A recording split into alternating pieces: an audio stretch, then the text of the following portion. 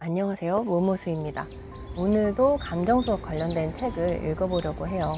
제가 초등 저학년 감정 수업 관련해서 준비하고 있어가지고 감정 수업 책들을 읽고 있는데, 그냥 심리학 책 아니고 또 그냥 감정책 아니고 그냥 감정 수업에 관한 책을 찾아봤는데 굉장히 많더라고요. 그리고 되게 좋은 책이 많다는 사실을 알게 돼서 정말 큰 도움을 받고 있습니다. 그리고 저 스스로 감정을 돌아볼 때 어떻게 하면 되는지 그런 솔루션들이 많이 있어가지고 큰 도움을 받고 있고, 또 초등학교 감정 수업, 감정에 대해서 이야기하고 또 미술 활동 해보는 수업을 하고 있는데, 아이들하고 감정에 대해서 이야기하는 게 되게 재밌다는 생각을 하고 느끼고 있어요. 제가 뇌과학에도 정말 큰 흥미를 느끼고 있는데, 이쪽을 한번 파볼까 하는 생각을 요즘 갖고 있습니다. 오늘 읽어볼 책은 아들러의 감정 수업이라는 제목의 책이고, 내 마음의 주인으로 살기 위한 감정 선택 훈련, How you feel is up to you 라고 부제가 되어 있네요. 당신도 감정의 주인으로 자유롭게 살 수 있다. 이리저리 감정에 끌려다닐 때가 있는데, 이 책에서는 처음에 바로 이렇게 얘기하고 있어요. 내 감정의 주인은 바로 나. 사람은 누구나 감정 문제를 안고 살아간다. 감정은 내가 선택할 수 있다. 그리고 감정에는 특별한 목적이 있다. 감정은 내가 선택할 수 있다. 귀신에게 홀렸나 봐 라는 말이 있듯이 감정을 불가사의한 일로 여기는 사람들이 있는데, 감정이 하늘에서 떨어지거나 영혼의 심연에서 솟아난다고 생각하는 이런 입장, 그는 자신의 감정에 책임지지 않겠다는 얘기다. 실제로 많은 이들이 자신의 부정적인 감정이 다른 사람이나 주변 여건 혹은 어떤 사건 때문에 생긴 것이라고 여긴다. 그쵸? 너 때문이야, 이런 말 많이 하죠. 너가 이렇게 해서 내가 지금 화나는 거 아니야, 이런 얘기들을 하는데, 감정은 내가 선택했다는 사실. 그리고 첫 번째 다루고 있는 감정이 분노입니다. 분노에 관한 오해와 진실. 분노는 가장 혼란스럽고 가장 잘못 이해된 감정이다. 그래서 심리학자 로버트 알베르티와 마이클 에먼스는 당신의 완전한 권리에서 분노의 딜레마를 이렇게 설명했다. 분노는 분출해서는 안 되는 사악한 감정으로 취급되는가 하면, 다른 한편에서는 마음을 홀가분하게 하는 감정이므로 참으면 병이 된다고 여겨지기도 한다. 두 극단적인 평가 사이에 다양한 관점이 존재한다. 그렇다. 분노에 대해서 다양한 의견이 존재한다. 많은 사람들이 분노를 어떻게 다루는지 모르는 이유가 바로 여기에 있다. 심리학적으로 봤을 때 분노는 자기 요구가 부정당하거나 저지당하는 것에 대한 저항의 결과로 생기는 감정이다. 그렇게 되어 있는데, 분노 역시 다른 감정과 마찬가지로 인간의 한 부분이다. 인간은 기쁨을 누릴 권리가 있듯이 분노를 느낄 권리도 있다. 그런데 분노는 기쁨과 달리 편견 어린 시선 속에 갇혀 있다. 그래서 우리가 분노에 대해 잘못 생각하고 있는 것들이 있다고 하면서, 분노는 되게 나쁜 감정이야, 이런 거부감을 가지고 있는 사람은 분노를 표출하는 거에 대한 죄책감을 느끼고, 또 분노를 참으면, 화를 참으면 병이 돼, 이렇게 생각하는 사람들은 항상 이렇게 화를 터뜨리는 거죠. 이 두 부류의 사람들, 그 사이에 많은 분노에 대한 잘못된 편견들이 있다고 하면서, 그러면 분노를 표출하는 편이 좋을까? 그러면 화를 참으면 건강에 해롭기 때문에 분노를 표출하는 편이 좋다. 이게 맞을까요? 틀릴까요? 이 책에서는 분노의 방향이 아니냐 바뀌냐는 중요하지 않다. 상습적인 분노가 문제다. 상습적인 분노는 심장질환, 고혈압, 소화장애와 두통을 일으키고 콜레스테롤 수치를 높이고 면역력을 약화시킨다. 그래서 화를 내지 말라는 말은 아닌데, 화를 낼 때는 몸에 이런 신체적인 변화들이 있기 때문에 몸 자체에 좋지는 않다고 합니다. 그러면 분노를 표출하면 카타르시스를 느끼게 되어 정신건강에 좋다. 이 의견이 맞을까요? 카타르시스는 정신 건강에 좋을 수 있다. 하지만 모든 사람이 분노를 카타르시스로 느끼지는 않는다. 화를 내고 죄책감을 느끼는 사람도 있다. 그래서 화를 낸 후에 상황이 있잖아요. 화를 내면은 무조건 안 참았기 때문에 그 몸에 좋은 거냐. 내가 화를 냈기 때문에 일어나는 또 많은 부차적인 상황들이 있잖아요. 상대의 관계가 멀어진다든지, 또 내가 왜 그랬을까? 이런 후회를 하게 된다든지. 그래서 꼭 화를 내는 것이 그걸 카타르시스랑 연결되지는 않기도 한다. 분노를 행동에 ом기면 분노를 해소할 수 있다. 이게 맞을까요? 분노를 행동으로 옮기면 화를 더 돋을 뿐이다. 다른 사람이나 물건에 화풀이를 하다 보면 화내는 게 습관이 된다. 그래서 화풀이를 하기 위해서 막 어떤 거를 깨트린다든지 막 그 스트레스 해소하는 그런 물건, 뭐 이렇게 어떤 다른 대상에게 아무도 없는데 이런데 화를 낸다든지 이런 게 좋은가, 그렇게 하는 게. 근데 그런 게 또 습관이 될 수 있다는 얘기를 해주고 있어요. 그래서 이렇게 화를 내는 것이 상습적이 되는 게 좀 걱정된다는 얘기를 해주고 계시고, 화가 이미 막 우리가 에워싸면 우리가 어떻게 해야 될지 결정하기 어렵잖아요. 그래서 여기에 이런 얘기가 있어. 화를 내야 될 경우, 화를 내지 말아야 될 경우, 이거를 미리 생각해 보는 거예요. 근데 분노해야 될 상황이 있다는 거죠. 내가 권리가 침해됐다든지 뭐 그런 분노를 해야 하는 상황이 있기 때문에 그럴 때는 정당하게 상대에게 얘기하는 게 좋다는 얘기도 해주고 있어요. 그래서 우리가 화 또는 분노라고 일컬어지는 감정은 어떠한 목적을 가지고 있을까? 결론부터 말하자면 앞에서 감정에는 모든 목적이 있다고 했거든요. 내가 그 감정을 선택하는 이유가 있는 거예요. 어떤 목적을 이루기 위해서인 거죠. 어떤 목적이냐면 통제 욕구 충족. 어떤 상황 자체를 내가 통제하고 싶어서 화를 낸다는 거죠. 승리의 열정 고취, 이기기 위해서 이렇게 열정을 낸다는 그런 말이죠. 그래서 분노를 이렇게 많이 있는 사람이 좀 일을 잘 추진할 수도 있겠다는 생각이 개인적으로 들기도 했습니다. 상대에 대한 복수 때문에, 그리고 자신의 권리 보호, 자신의 권리는 보호를 해야죠. 권리가 침해돼서 현관 매트 같은 사람이 되면은 안 된다는 얘기가 이 책에 있더라고요. 그래서 내가 상황을 통제하려고, 다른 사람을 통제하려고 화를 내고 있는가? 아니면 경기에서 이기기 위해서 화를 내고 있는가? 복수하려고? 아니면 내 권리를 보호하긴, 억울한 상황에서 내 권리를 보호하기 위한 것인가? 내 억울한 권리를 보호하기 위한 것은 그 분노가 정당할 수도 있다는 얘기죠. 그래서 적절하게 화를 내는 방법에 대해서도 여기를 내주고 있어요. 화를 냈을 때 결과적으로 그 상대가 그걸 알아듣고 상황이 개선될 수 있도록 지혜롭게 하는 것이 맞다는 거죠. 근데 만약에 화를 냈을 때 그 상황이 더 부정적으로 되어서 된다면 그거는 안 좋아지는 선택이라는 그런 얘기가 있고, 화를 그래도 낼 때는 내야 된다면서 지나친 이해심을 보일 필요는 없다. 상대가 일부러 해를 끼쳤다거나 부주의해서 일을 그르쳤다면 얘기가 달라진다. 이 경우에는 화를 내는 편이 오히려 당연하다. 부당한 대우를 받았을 경우엔 상대의 적대적인 태도에 맞서기 위해서라도 화를 내야 한다. 하지만 이때에도 최소한의 예의는 지킬 필요가 있다. 일방적으로 매도하고 비난하기보다 철저히 사실에 근거하여 핵심만을 지적해야 한다. 저에게 고함친 일은 참을 수 없습니다. 이 문제를 조용히 얘기하고 싶다면 기꺼이 응하겠습니다. 그렇지 않다면 더 이상 의논할 필요가 없습니다. 이런 방법들이 소개가 되어 있어서, 아, 분노에는 이런 이유들이 있구나, 이래서 분노를 내는 거구나, 이런 거를 좀 분석할 수 있었던 면이 있었던 것 같아요. 그리고 두 번째 다루고 있는 감정은 우울증입니다. 우울증의 목적이 책임 회피래요. 우울증을 치료하기 쉽지 않은 이유는 우울증에 걸린 사람에게 우울증이 실제로 유용하기 때문이라고 하네요. 우울증이 내포하는 목적 때문인데, 그것은 바로 자기 행동에 대한 책임을 회피하는 근거가 된다는 거예요. 어떤 사람은 자신의 나약함을 내세워 다른 사람의 기대치를 낮추고 그럼으로써 일 처리에 대한 압박감을 줄이고자 한다.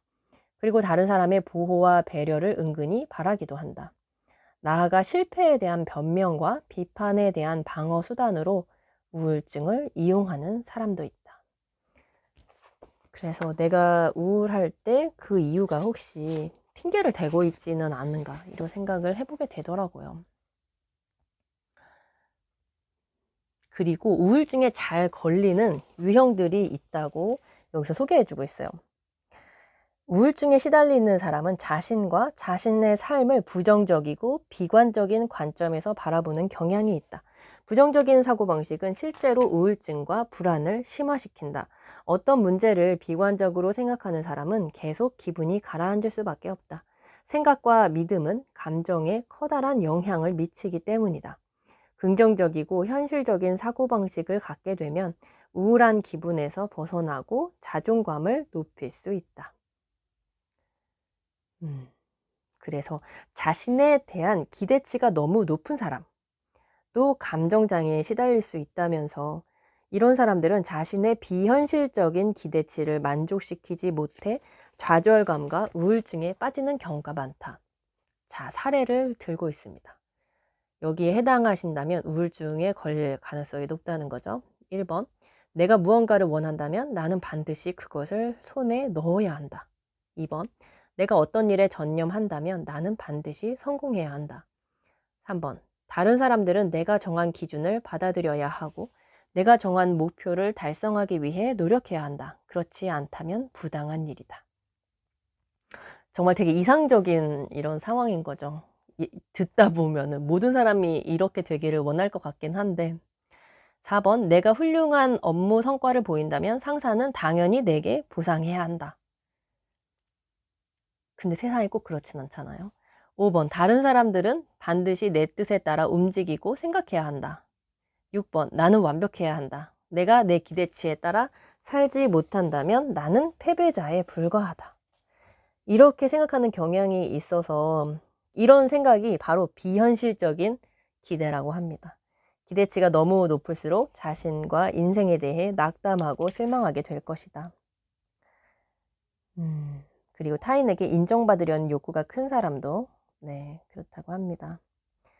우리가 행복하기 위해서 타인의 인정이 그렇게 중요할까요? 먼저 그는 그렇지 않다고 밝히고 있어요. 그래서 분노와 우울증은 깊은 관련이 있다 그래요. 사람들은 보통 주변 환경과 다른 사람들 때문에 화를 낸다고 생각하지만 이미 살펴본 대로 분노의 주된 요인은 바로 자신의 생각과 믿음에 있다. 자신의 감정은 자신이 겪은 사건에 어떤 의미를 부여하는가에 달려있다. 분노와 우울은 서로를 강화시키는 작용을 한다. 우울할 때는 자기 뜻대로 이루어지는 일이 별로 없기 때문에 화를 내기도 쉽다.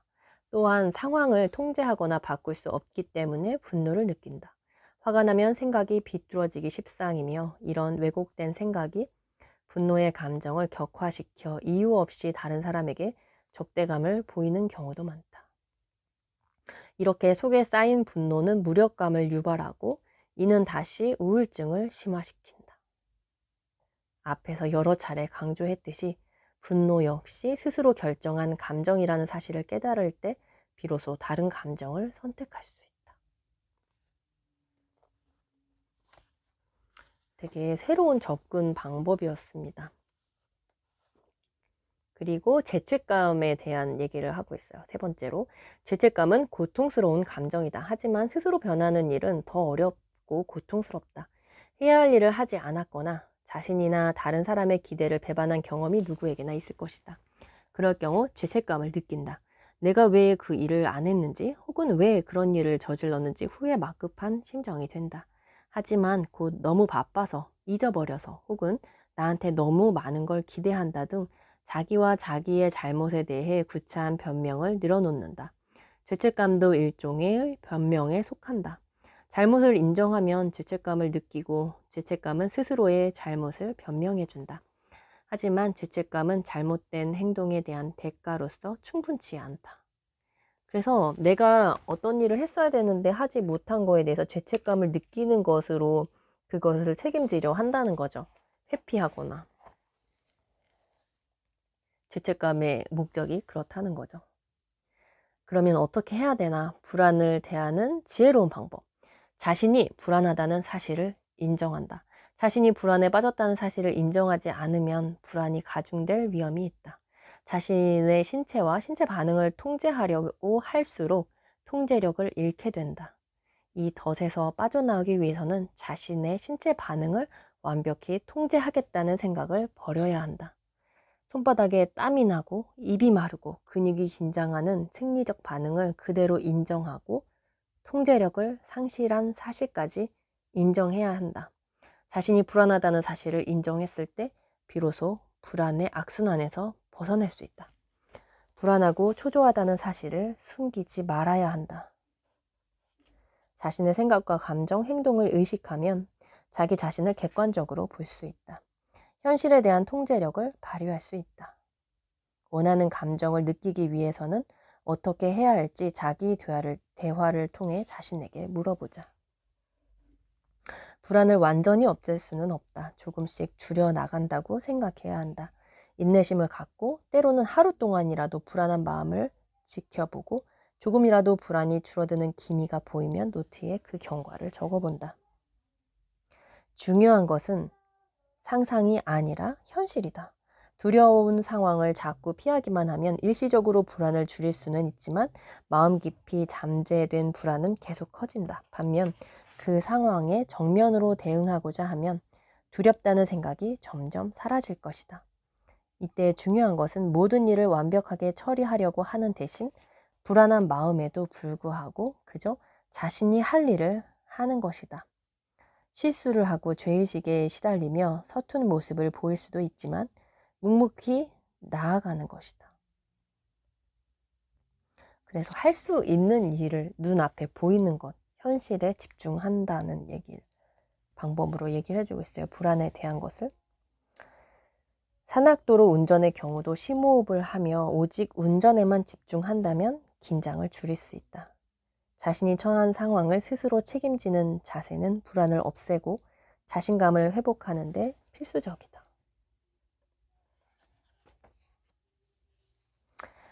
그래요. 그렇다고 하고 이제 기쁨과 행복, 자신에 대한 믿음에서 생기는 감정, 긍정적인 감정에 대해서 얘기하고 있습니다. 무엇이 나를 기쁘고 행복하게 하는가? 기쁘게 하는 요인에도 단점은 있다. 완벽한 직장에도 우리가 싫어하는 일이 기다리고 있다. 완벽한 연인이라도 매일 마주보고 살다 보면 결점이 보인다. 새 자동차와 아름다운 집을 가지려면 비용이 만만치 않다. 다시 한번 물어보자. 무엇이 나를 기쁘고 행복하게 하는가? 답은 간단하다. 바로 자기 자신이다. 다른 감정과 마찬가지로 기쁨은 외부 사건에서 오는 것이 아니라 자신의 내부에서 나온다. 기쁨은 자신의 삶에 대한 믿음과 태도에서 생기는 감정이다. 목적과 믿음, 생각에 따라 감정이 좌우되며 따라서 스스로 기쁨을 만들어낼 수 있다. 과거의 성공을 돌이키고 현재에 집중하자. 어떤 상황에서도 현재에 집중해야 한다. 과거에 집착하고 오지 않은 미래를 생각하면 할수록 스트레스만 늘어날 뿐이다. 당신의 관점에서 해석된 현실이 아니라 지금 실제로 벌어지고 있는 일에 집중하는 것이 좋다. 상황을 좀 더 현실적으로 해석하면 스트레스는 없어지거나 줄어든다. 그래서 자기 모습 그리기, 낙천적인 나 만들기. 낙천적인 사람들은 유쾌한 경험을 강렬하게 느끼고 불쾌한 경험은 흐릿하게 느끼는 반면 비관적인 사람들은 그 반대이다. 낙천주의자들은 잘된 일을 주목하는 반면 비관주의자들은 잘못된 점에 집중한다. 낙천적인 사람들이 부정적인 생각을 머릿속에서 금방 지운다면 비관적인 사람들은 오랫동안 거기서 헤어나지 못한다. 항상 옳은 말만 하는 비관론자가 되기보다 가끔 실수를 하는 낙관론자가 되겠다라는 생각이 이른바 낙천주의자들의 철학이다. 감정은 스스로 선택한 결과라는 사실을 명심해야 한다. 이는 당신이 마음속의 이미지를 어떻게 조절하는가에 달려있다.